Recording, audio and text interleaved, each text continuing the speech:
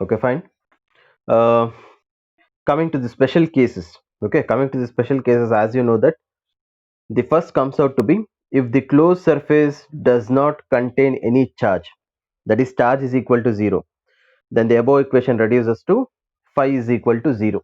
Okay, so see here, as you know that if there is no charge enclosed inside a surface, what happens?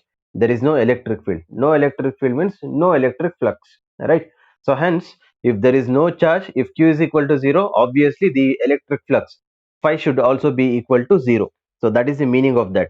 Okay, that is the meaning of that first point. Coming to the second point, if the closed surface contains two charges of equal magnitude but opposite in sign, that is nothing but electric dipole. Electric dipole is nothing but where nothing but what, both equal and opposite charges we are going to take. Okay, let us say that you are taking an electric dipole inside the closed surface. So what will be the electric flux? The electric flux will be nothing but equal to 0. Why is that? When you take a positive charge, the electric flux will be outward. Similarly, when you take a negative charge, the electric field will be inward. So due to both the charges, plus charge and minus charge, the incoming flux will be cancelled by the outgoing flux. Okay, so hence the electric field or the electric flux get cancelled out. So hence, even in this case, the electric flux will be nothing but equal to 0. Okay, so even if you place the dipole, electric dipole inside the Gaussian surface, so inside a closed surface, even the electric flux comes out to be 0. Okay, so that is the meaning of that second point. Next, third point, outward electric flux through a closed surface is taken as positive and inward electric flux through a closed surface is taken as negative. Obviously, if you are placing the positive charge inside the closed surface, as you know that the electric field will be directed outward, right?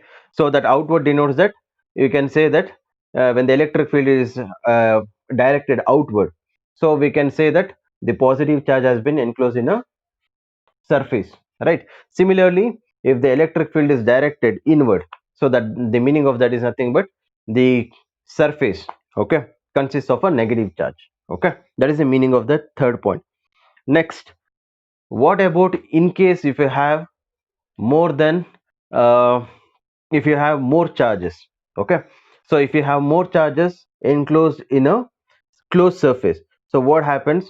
We are going to add it, right? So by adding, what we are going to do, if there are n number of charges, simply we are going to make use of this summation, right? So summation, doing summation is nothing but simplifying that. Okay, so as you know that if there are n number of charges, the electric flux can be written as in this form, that is nothing but CO phi is equal to surface integral of vector E into vector ds is nothing but equal to 1 by epsilon into summation I is equal to 1 to n into qi. So as you know that where I can take the value from, I mean I can take the value up to n. Okay, that means that when we say that the closed surface consists of n number of charges, the electric flux is expressed in this way. Okay, next, the last point, net electric flux through a closed surface is directly proportional to the net amount of charge enclosed within the surface but is independent of the size of the closed surface. Obviously here, if there are more number of charges enclosed in a closed surface, so what happens? More will be the electric flux, right? So if there are less number of charges enclosed in a closed surface, obviously the electric flux will be less, right?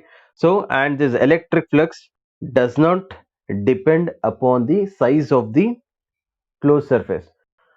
How large or how small the surface be, closed surface be, the electric flux doesn't depend upon the size of the surface. Okay, it only depends upon the number of charges.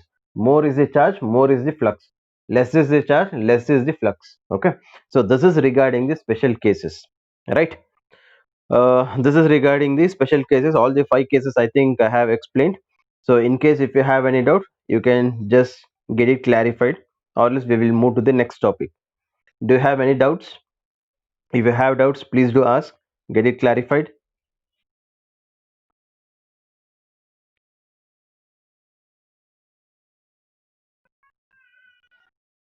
Any doubts, students?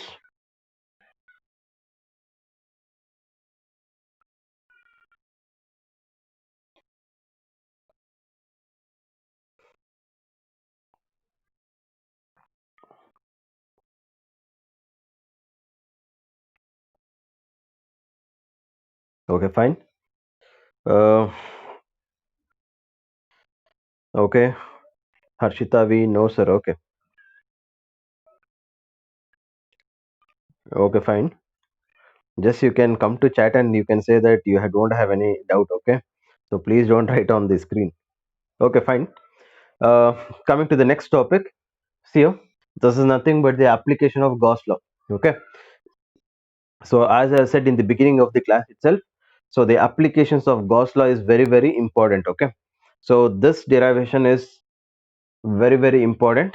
So see here, the first application of Gauss law is nothing but electric field intensity due to an infinitely long straight uniformly charged wire or line. Okay, so to explain this, okay, first of all I'm going to explain the figure. Let us, after some time, I mean after the explanation of the figure, we will come to the mathematics. Okay, how we are going to derive it in mathematical form. So see here, first of all, coming to the figure, as you know that you have a uh, wire. Okay, that wire is nothing but infinitely long wire. The length of the wire is infinitely long. See here, I'm just drawing that. So let us say that inside this wire there is a positive charges. Okay, so this wire consists of a positive charges, right? So now I need to find the electric field at some point here.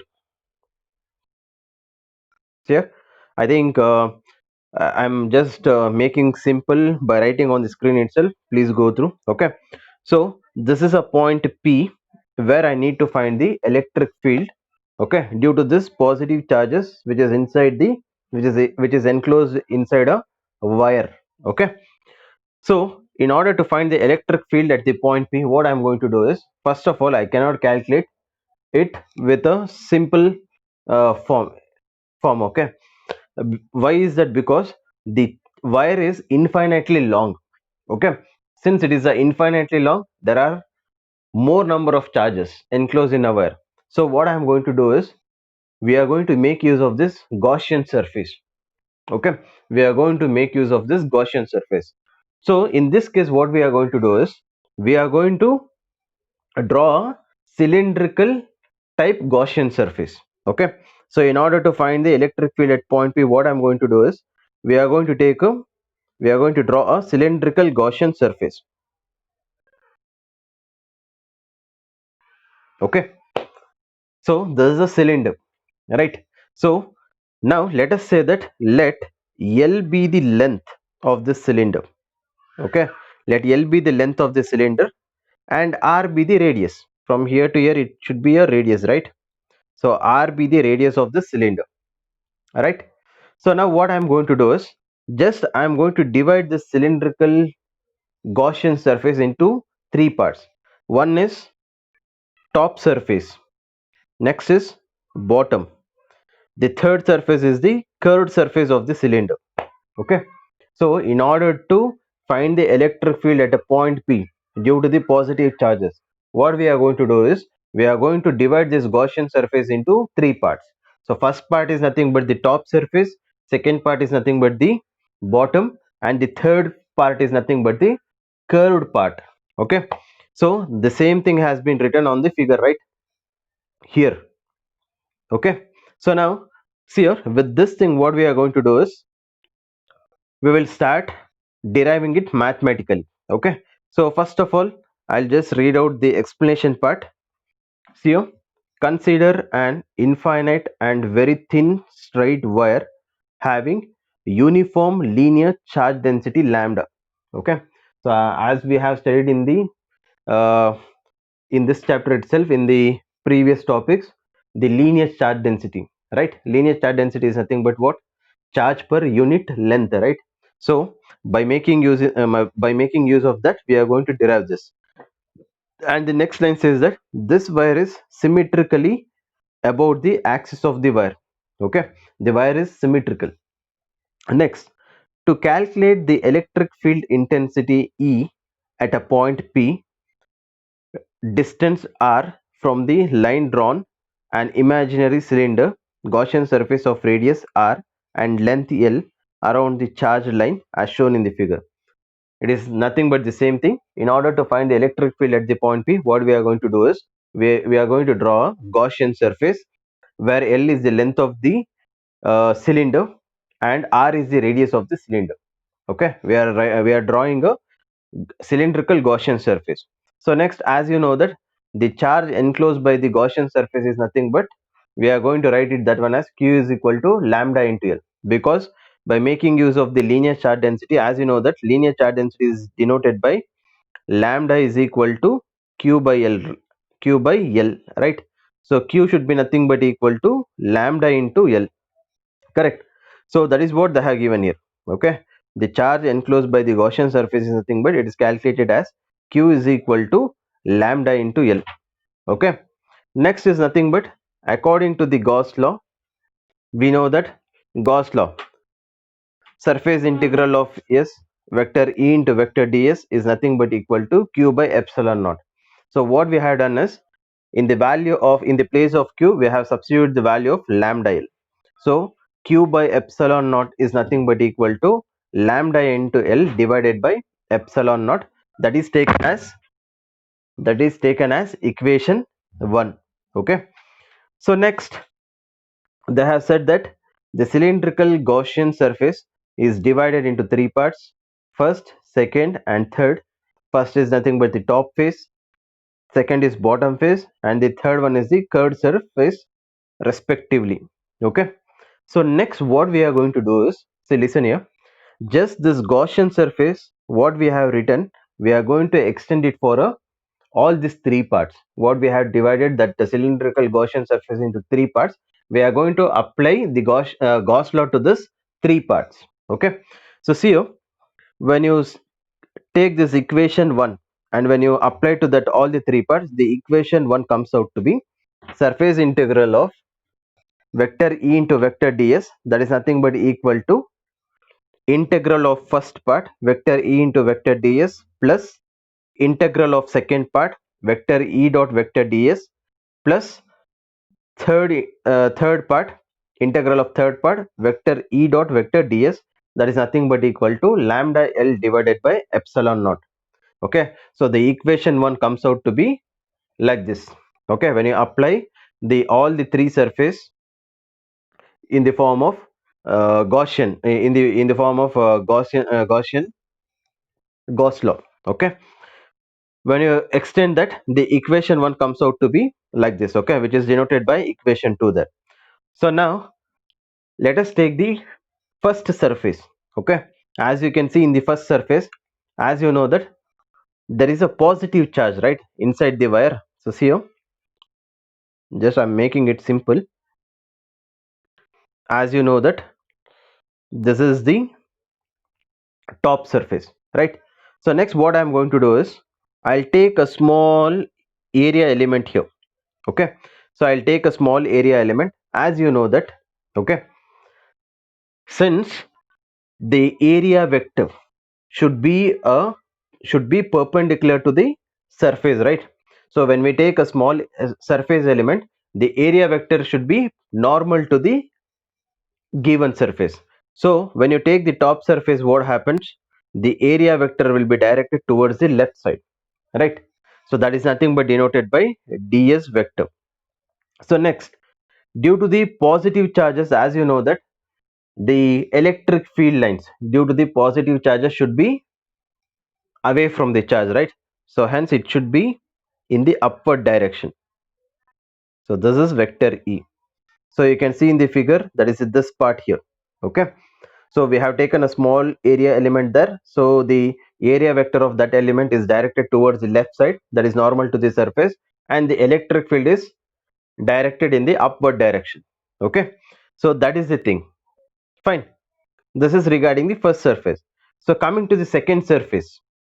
Okay, oh sorry, in the figure they have taken this as the second surface and this as the first surface. No problem, one and the same. Okay, you can see the angle between ds vector and E vector in both the first part and the second part, it is the same 90 degree. So nothing to be worried. Okay, so coming to this part here, so see here, again we have taken a small area element there. So what happens when we draw a area vector for that? What happened? It will be normal to the given surface, right?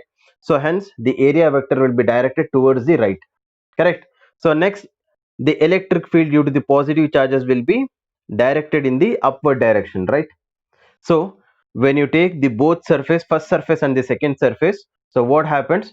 The angle between the vector E and ds vector is nothing but 90 degree. It remains the same, no change in top surface and bottom surface, okay, in the first surface and the second surface. Next, coming to the third surface. Third surface is nothing but what? It is a curved surface, right? So coming to the curved surface, you can see here,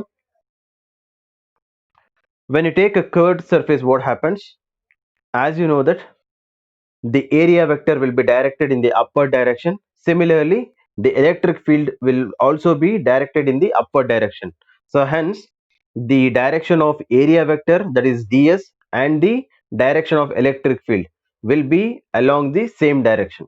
That is nothing but we say that the theta value between vector E and vector ds is nothing but equal to 0. Okay, coming to first surface and second surface, the angle between vector E and vector ds is nothing but equal to 90 degree. Coming to the third surface, that is the curved surface, the angle between vector E and vector ds is nothing but equal to 0. Okay, so now what we are going to do is, since this vector E and vector ds, okay, this vector E and vector ds, as you know that it is expressed in the form of dot product, right? So dot product is nothing but what? Vector E dot vector ds is nothing but equal to EDS cos theta. So theta value for first surface and second surface is nothing but what? It is 90 degree. So cos 90 is what? Cos 90 is 0. So hence we can eliminate that surface 1 and surface 2. Okay. So the contribution of electric field at a point P due to first surface and second surface is nothing but equal to 0. That is the meaning. Okay, so hence we are going to eliminate that first part and second part, and next we are going to consider only the third part. Okay, so see here, then the equation 2 reduces to, we are considering only third part, that is nothing but surface integral of vector E dot vector ds is nothing but equal to integral of third surface vector E dot vector ds, that is nothing but equal to lambda L divided by epsilon naught. Okay, so the equation 2 gets reduces to this form. Okay, eliminating that first part and the second part, considering the third part.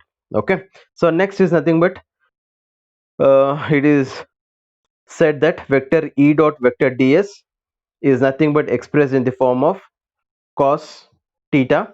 So integral of vector EDS cos theta, theta value is nothing but what? It is 0 degree for a third surface. So hence that reduces to surface integral of third part EDS is nothing but equal to lambda L divided by epsilon naught, because cos 0 is nothing but equal to 1. Okay, right? So leaving that cos, we are going to write integral of integral of third part vector, I mean integral of third part EDS is nothing but equal to lambda L divided by epsilon naught. Okay, so next is nothing but, since electric field intensity is constant at every point of the Gaussian surface, so what we are going to do is we are going to integrate the ds. Okay, so see here, whenever you take a point on that curved surface, that is at this just go through the figure, that is on the line, that here. Okay, wherever you take, the electric field intensity on that line comes out to be the same. Okay, so hence what we are going to do is we are going to integrate that small area element. Okay, so as of now we have just found the we need to find the electric flux through entire that curved surface. We need to find the electric flux through the entire curved surface. So what we are going to do is we are going to integrate that small element ds now. Okay, when you integrate that small element ds, what happens? It is written in this form: E integral of third surface, that is ds, is equal to lambda L divided by epsilon naught. Okay, next, integrating the small element ds is nothing but it is the area of the cylinder. Okay, that is nothing but according to the geometry, area of the cylinder comes out to be 2 pi RL. If R is the radius and L is the length of the cylinder, the area of the cylinder comes out to be 2 pi RL. Okay, so substituting the value of ds as 2 pi RL, so the equation 3 can be written as E into 2 pi RL is equal to lambda L divided by epsilon naught.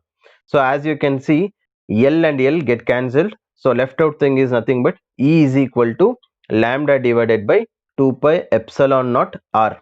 Okay, so in the vector form you can write the same thing as vector E is equal to lambda divided by 2 pi epsilon r into n cap, where the n cap is nothing but it will be in this direction here.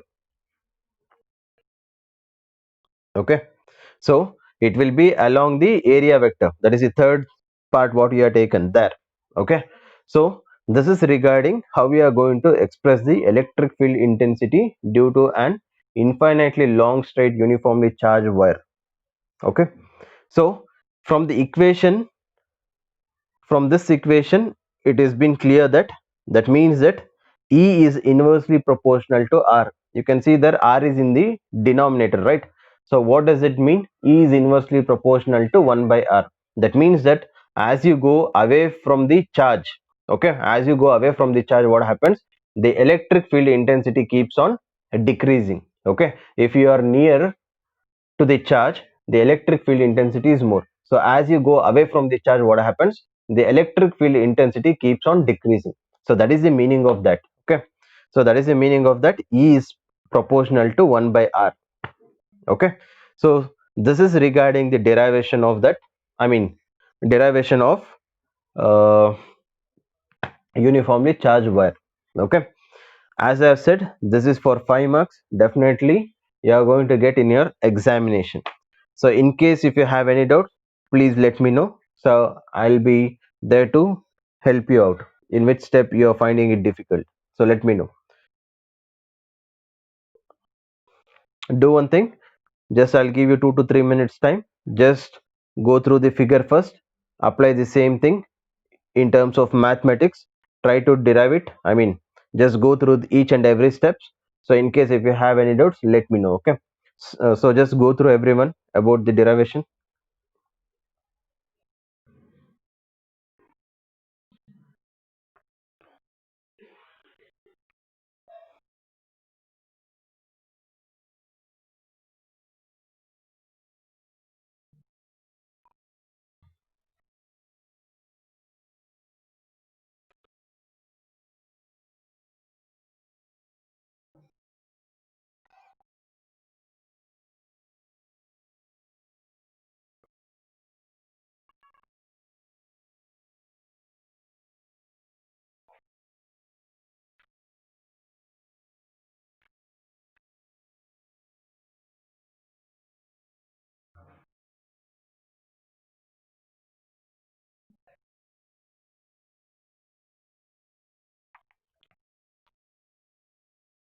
Okay, Harshita V, sir, from equation 2.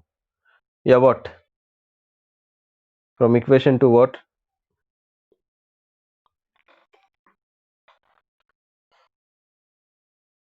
So you're asking me to explain that equation too? Okay, fine.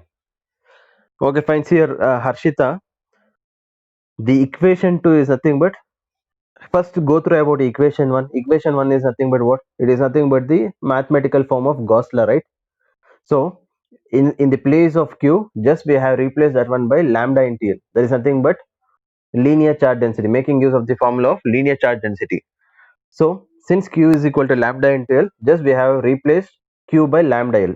Okay, that is equation 1. Next, what we have done is we have just applied the Gauss law for 3 parts. Since we have divided the cylindrical Gaussian surface into 3 parts, just we have applied the Gauss law to that 3 parts. Okay, so that is nothing but, when you take equation 2, see here in the left hand side you have surface integral of vector E into vector ds is nothing but equal to, we have just extended that one to 3 parts. 3 part is nothing but what? In the first part, when you take vector E and vector ds, you have both terms, right? E is nothing but what? Electric field, and ds is nothing but what? It is the area vector. Okay, in the first part you have both, that is what we have written. Next, in the second part, we have considered vector E into vector ds. Again, just we have applied to the second part. Next, again the third part, you have vector E into vector ds. Again we have applied to for applied the same thing for third part. Okay, so after the second part, what happens? Vector E dot vector ds is nothing but it is a dot product, right? So how we are going to write that one? Vector E dot vector ds, sorry, vector E dot vector ds is nothing but equal to eds cos theta. So for first surface and second surface, the theta value comes out to be 90 degree. So cos 90 is nothing but equal to 0. So we have neglected, or else we have eliminated this first two parts in the next step. Just we have only considered the third part. Okay, so why we have considered the third part there? Because the theta value is equal to 0 between vector E and vector ds. So cos 0 is nothing but equal to 1, so hence we have considered that one. So considering the third part, we have derived the rest of the things. So at the point P, the electric field intensity will be only due to that curved surface. Okay, that is the meaning of that uh, second equation 2. Is it fine?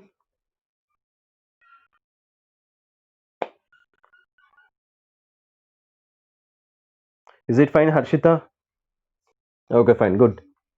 What about others? Please don't hesitate to ask the questions. Okay, in case if you have any doubts in the mathematical steps or in the figure, so please do ask.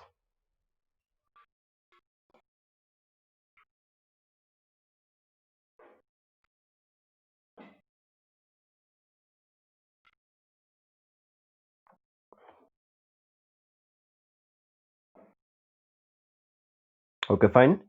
uh, See, in your examination sometimes they are going to ask 1 mark. I said this derivation is 5 is for 5 marks, right? Sometimes what they are going to do is they are going to ask this derivation for 4 marks. Okay, and 1 mark it will be for the definition of Gauss law. The question will be like, define Gauss law. Okay, define Gauss law and derive an expression for the electric field intensity due to an infinitely long straight charged wire. Okay, so this is how they are going to ask. Sometimes instead of asking this whole derivation for 5 marks, they are going to split. They are going to ask it like 1 plus 4. Okay, so you should be aware of that Gauss law definition also. Okay, just go through about that definition of Gauss law and mathematical form of Gauss law, and I think no need of that proof of that Gauss law. They haven't asked in your examination. Okay, so uh, be careful about this derivation. Just go through once. Yes, Harshita sir, in examination we should draw the figure. Yeah, in case if you skip to, if you are skipping the figure, definitely you are going to lose the marks. Okay, figure is must and should in science. Okay, without figure you cannot derive anything. Okay, so with figure itself, right, we have derived everything in terms of mathematics. Without figure, how you are going to say that vector E and vector ds in the first case and the second case it is 90 degree? You cannot imagine. Okay, you need to draw the figure and you need to show that the theta value between vector E and vector ds is nothing but 90 degree for first part and second part, whereas in the third part it is 0 degree. Okay, by seeing the figure itself, they will judge you how much how much you are I mean how correctly you are written the derivation. Okay, the evaluator is going to decide that. Okay, so I think with this thing we have completed this derivation. I think you have the notes in the group, right? Just go through about the notes. Okay, just make a practice of this derivation. So in case if you have any doubts, so please let me know in the next class. I'm there to help you. Okay, I think with this thing we will conclude today's class. Okay, thank you, students.